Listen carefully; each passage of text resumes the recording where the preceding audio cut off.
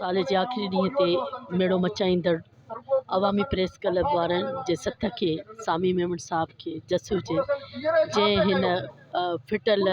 माहौल में रंग रचायो आहे, ख़ूबसूरती भरी आहे। अॼु जो बहितरीनु प्रोग्राम गुलशन कलमतीअ जे नाल आहे। गुलशन कलमती असांजे तारीख़ जो रोशन सितारो आहे, जंहिं पंहिंजे इल्मी अदबी ऐं फ़िक्री सोच सां हितां जे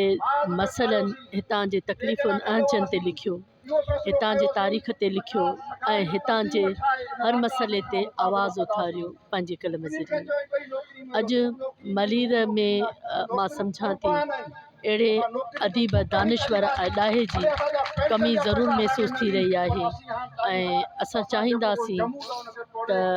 उन जे इल्मी अदबी पोरे खे अहिड़नि मेड़ाकनि ज़रिए उजागर करे ऐं अवाम में शऊर आणियूं, पंहिंजे वसीलनि जी, पंहिंजे नगनि जी, पंहिंजे धरतीअ जी मालिकी कयूं ऐं गुलशन कलमतीअ जे रूह खे सवाबु बख़्शियूं।